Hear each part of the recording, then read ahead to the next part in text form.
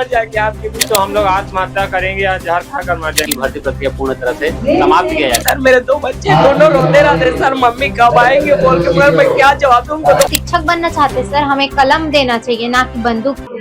आज पूरे देश में जहां गणतंत्र दिवस बड़े ही धूमधाम से हर्षोल्लास के साथ मनाया जा रहा है, तो क्या आपने कभी सोचा है कि राजधानी रायपुर के तूता धरना स्थल पर वे लोग जो आज धरना दे रहे हैं, वे इस दिन को किस तरीके से सेलिब्रेट कर रहे हैं? दरअसल इस वक्त हम राजधानी रायपुर के तूता धरना स्थल पर मौजूद हैं और कोशिश करेंगे कि आपको हर एक पहलू से रूबरू कराएं। इधर की तस्वीर हम आपको दिखाएंगे कि किस तरीके से विगत 1 महीने से भी ज्यादा समय हो गया ये तमाम डीएड अभ्यर्थियों को अपने हक और अधिकार की लड़ाई करते हुए, और ये तमाम शिक्षक हैं जो सरकार से अपने नियुक्ति को लेकर के यहाँ पर धरने पर बैठे हुए तमाम लोग हैं, तमाम शिक्षक हैं, और सुबह ही यहाँ पर जो है तिरंगा फहराया गया है और उसके बाद जो है रंगारंग कार्यक्रम की प्रस्तुति भी यहाँ पर हो रही है।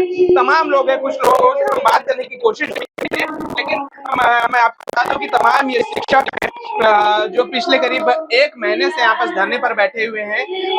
खून से पत्र भी लिख लिया सरकार को, राजधानी रायपुर की गलियों में चाय तक बेच ली, भीख भी मांग लिए। इतना ही नहीं, शिक्षा विभाग के उच्च मतलब कि शिक्षा मंत्री के घर के बाहर पेट्रोल लेकर के आत्मदाह के लिए भी बैठ लिए, लेकिन इनकी मांगों को अभी तक सुना नहीं गया है। कुछ लोग यहाँ पर मौजूद हैं, सीधे उनसे बात करेंगे और जानेंगे वे कहाँ से आए हुए हैं। मैं बिलासपुर जिले के कोटा क्षेत्र से आया हूँ। मेरा एक ग्रामीण क्षेत्र है, एकदम जंगल एरिया में, तो वहाँ से आया हूँ सर। तमाम चीजें जो हैं वो कर ली गई हैं, कभी आपने खून से चिट्ठी भी लिख लिया है, कभी सड़कों पर भीख भी मांग लिया, चाय भी बेच लिया है। इतना ही नहीं, शिक्षा मंत्री के बंगले के बाहर जो है आप धरने पर भी बैठे रहे, लेकिन कोई हल नहीं निकला। आगे क्या रणनीति? हम लोग के पास अब कोई ऑप्शन नहीं बचा हुआ है। हम लोग सरकार को जगाने के लिए, अपनी आवाज को पहुंचाने के लिए हर वो एक चीज किए हैं ताकि हमारी आवाज सुने और हमारी इस भर्ती प्रक्रिया को आगे बढ़ाए। हमारे पास अब एक ही विकल्प है, या तो हम लोग जहर खाकर या आत्महत्या कर लेंगे, दूसरा हमारे पास कोई विकल्प ही नहीं दिख रहा है। और हम सरकार को यही बता रहे हैं कि हमारी जो प्रक्रिया जितना जल्द से जल्द बढ़ाए, नहीं तो हम लोग 2-3 दिन के अंतराल में, हमारे पास इतना ज्यादा नहीं है कि हम हमारा इतना लंबा समय तक हम लोग इसको चला सके। हम सरकार से विनती करते हैं कि जितना जल्दी भर्ती प्रक्रिया को आगे बढ़ाए, नहीं तो हम लोग आत्महत्या करेंगे या जहर खाकर मर जाएंगे, और हम लोग कुछ नहीं सोच सकते इसके सिवाय। कैबिनेट बैठक में ये भी कहा गया था, कैबिनेट बैठक में कि ये भी कहा गया था कि आप लोगों की मांगों को रखा जाएगा, लेकिन वहां पर भी आप लोगों की मांगों को दरकिनार किया गया। किस तरीके से देखते हैं? अब वो तो कैबिनेट में जो बैठे हैं माननीय मंत्रीगण वही बता पाएंगे, लेकिन हमको पूर्ण आश्वासन दिया गया था मंत्री जी के द्वारा, और डीओ और जेडी साहब और उप संचालक भी आए थे कि आप लोगों का मांग कैबिनेट में रखा जाएगा। लेकिन रातों रात क्या हुआ हमको अभी तक कुछ समझ में नहीं आया, और हमारे लिए मतलब डीपीआर से एक जनसंपर्क लेटर आ गया कि आपकी भर्ती प्रक्रिया पूर्ण तरह से समाप्त किया जाता है। लेकिन ये मैं उसका कड़ी निंदा करता हूँ। ये हमारे लिए मतलब बोला जाए तो एक आहत हुई है। हम लोग समझ नहीं पा रहे कि हम लोग क्या होगा हमारा फैसला। बिल्कुल, ये तमाम तस्वीरें मैं आपको दिखा रहा हूँ कि बैनर पोस्टर लेकर के बैठे हुए हैं। यहाँ पर तमाम अभ्यर्थी जो हैं वो बैनर पोस्टर लेकर के बैठे हैं और अपनी मांगों को लेकर के यहाँ पर बैठे। छोटे छोटे बच्चे भी हैं। यहाँ पर दीदी जो है वो दूर से आए हुए हैं, अपने बच्चे को यहाँ पर लेकर के बैठे हुए हैं। डायरेक्ट दीदी से ही बात करेंगे। दीदी, आपसे पहले भी हमारी बात हुई थी, अब आगे का क्या फैसला है?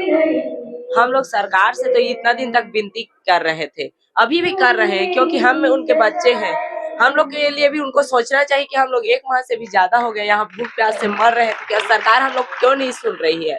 अब क्या गणतंत्र दिवस है तो इसके तो कम से कम वो सुने हम लोग का। हम लोग ये सोच के बैठे कि आज के दिन हम अपने स्कूल में रहेंगे, और ये भी सपना हमारा पूरा नहीं हो। हम लोग लास्ट में ये करेंगे कि हम लोग सरकार जा रहे हैं। एक सब्र रहता है, हम लोग सब्र को देख रहे हैं। ये देखिए, मैं आज अपने हाथ में मेहंदी लगा के बैठी, जहाँ हाथों में लड़कियां मेहंदी लगाती हैं, अपने पति का नाम लिखती हैं शादी के समय, वहीं आज लिखा हुआ डीएड को नियुक्ति दो। ये सरकार के लिए मेहंदी लगाया गया है। क्या कुछ है?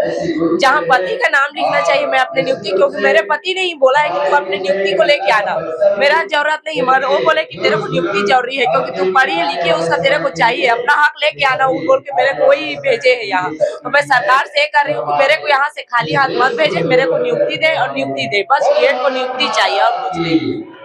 1 महीने से ज्यादा का समय हो गया दीदी, तमाम चीजें आपने कर लिया, क्या घर परिवार की याद और कैसे देखते बच्चे भी होंगे आपके? जी सर, मेरे 2 बच्चे दोनों रोते रहते सर, मम्मी कब आएंगे बोल के, मगर मैं क्या जवाब दूं उनको। तो मैं बोल के आई हूँ ना कि मैं नियुक्ति लेके आऊंगी। कल ही मेरे रात को बात हुआ, मम्मी कब आ रहे हो बोल के।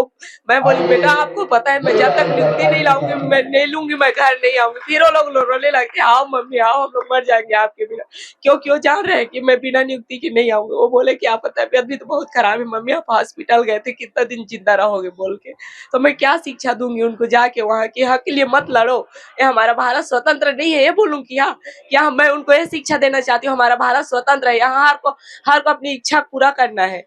जो हमारा हक है उसको तो हम लोग को पाने का हक है ना, हम लोग इसीलिए यहाँ बैठे, हमें अपनी नियुक्ति चाहिए। यहाँ बच्चे लोग अगर मैं यहाँ से चली जाऊंगी उनके दिमाग में बैठ जाएगा कि हम लोग पढ़े लिखे क्या मतलब, जब मेरी मम्मी भी तो पढ़ी है ना, उसको कहाँ नौकरी मिला, हड़ताल की इतना दिन 1 महीना वो बैठी थी, वो खाली हाथ आ गई। मैं अपने बच्चे को ये शिक्षा नहीं देना चाहती हूँ, उनको ये देना चाहती हूँ कि पढ़े लिखे और आगे बढ़ो। मैं अपने बेटे लोग को खुदे बोलती हूँ कि आप लोग को पढ़ो, मैं रात दिन उनकी पढ़ाई में मेहनत करती हूँ, मैं उनको छोड़ के पढ़ाई क्यों हूँ सर। सरकार बोलता है ना कि रैंक नीचे गया है, कैसे रैंक नीचे गया बताए ना मेरे को।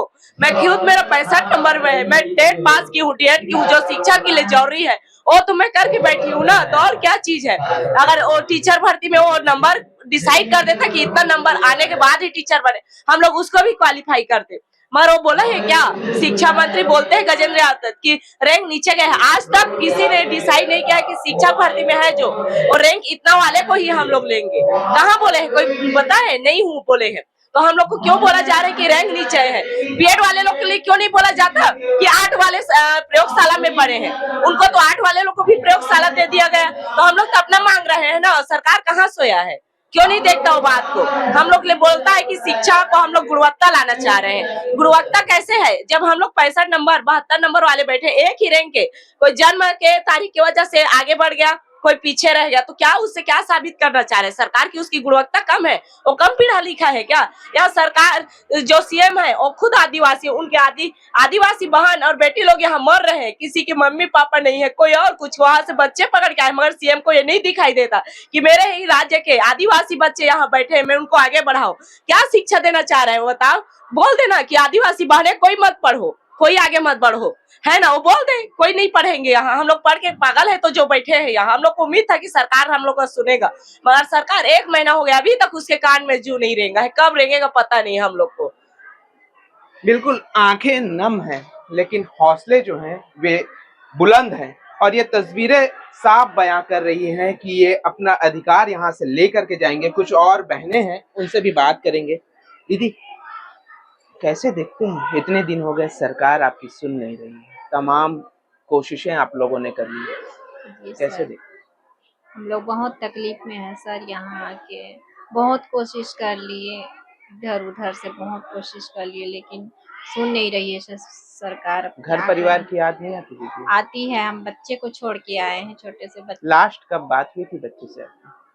बच्चे से तो रोज बात होती है, लेकिन क्या करे, क्या बोल रहे थे बच्चे, क्या बोल रहे थे? मम्मी कब आओगी, मेरे को बहुत याद आती हो। एक बार हाथ दिखाएंगे आप? अच्छा आपके हाथ पे नहीं लिखा है, आपके हाथ में नहीं लिखा है, बाकियों के लिखा हुआ है।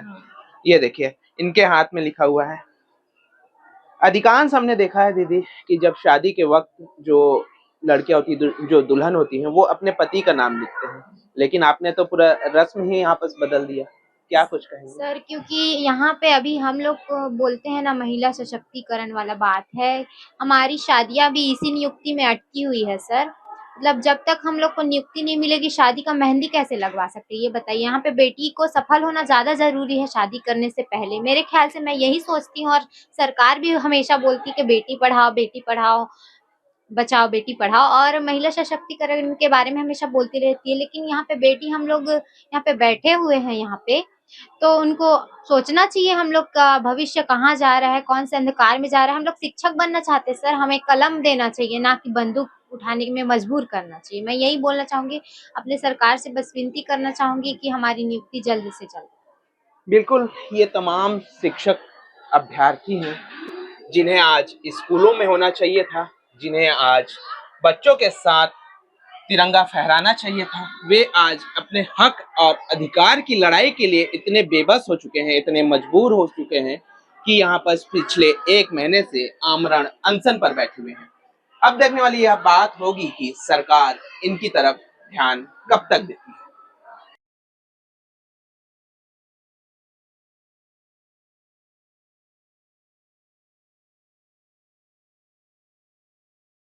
For more updates, subscribe to our YouTube channel nationupdate.in.